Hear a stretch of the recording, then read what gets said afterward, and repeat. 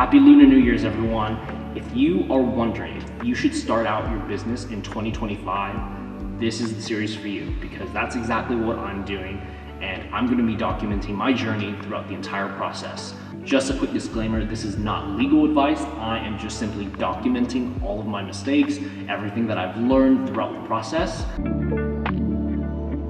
So the first thing that I did was actually throughout the weekend, I did a bunch of research on the type of business models that I wanted to do, like if I'm going to do products or service. I think that's something you should really look at.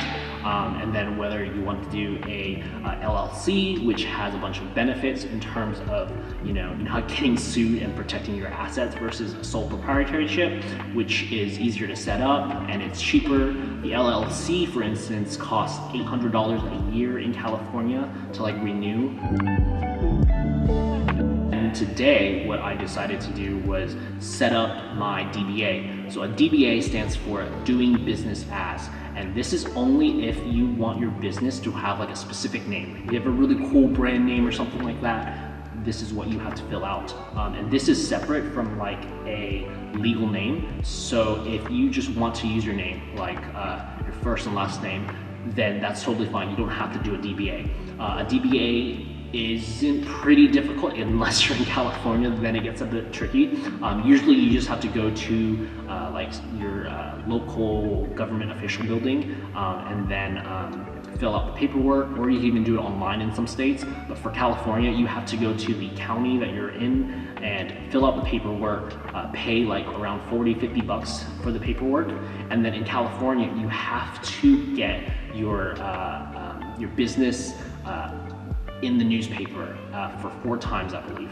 Now, if you're like me and when you first heard that, you're probably very stressed out. How am I going to talk to a newspaper? And you have to do this 4 times. How is that going to work?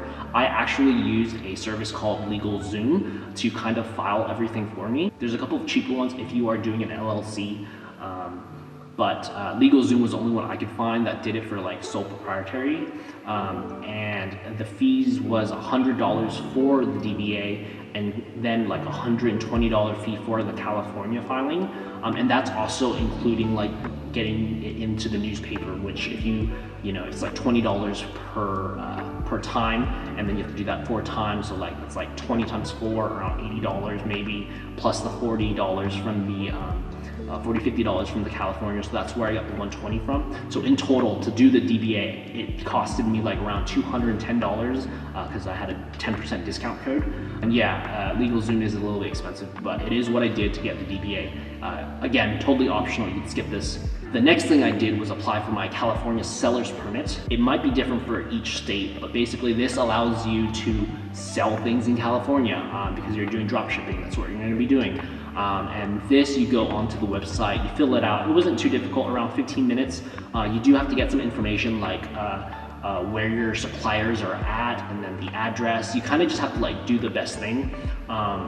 There is one part that was a little bit tricky, was the DAIC code or something like that for California, and it's basically the code for what type of things are you selling. If you do a Google search for drop shipping, you'll get a code for something something something. However, if you type this into the application, it's not going to show up. So what you actually have to do, there's a section called general other general goods or something like that. I don't exactly have the code on hand. I'll put it right here, and that is what you're going to do if you're doing drop shipping. So that was something I didn't know and had to do some digging to find out. Apparently the other code got updated when they thought that that code was too broad. So that was free also, I believe, and that took 15 minutes. The last thing I did was set up an EIN. This stands for Employer Identification Number or something. This is an optional step. If you are doing a sole proprietorship, the EIN, you could replace that with your social security number.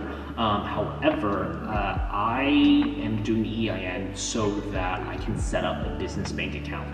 And the reason why I'm doing this is because I want my business account and my personal account to be completely separate, just for tax reasons. And also you can get some benefits like a business credit card, which is also part of my plan for this week. So stay tuned for that. But yeah, so that's basically all I did for today. Honestly, it doesn't sound like much, but it took me the entire day from like, after my part-time job and everything until now. And it was pretty disheartening learning about all these legal things. And it was pretty intimidating, it's like, am I going to do this? Am I going to get sued? Can I even do this? I have no idea what I'm doing. So it was pretty disheartening when I was figuring out all the legal paperwork. However, once I got done, I feel a lot better. Obviously, I'm at the gym right now, trying to get out of the house, trying to lift my spirits up, and I'm very excited that we got that part out of the way, and now I can get to like the fun part, which is like running the business or like selling, like that's the marketing, that's like what I'm very interested in. So yeah, hope you guys enjoyed that. Let's follow for more.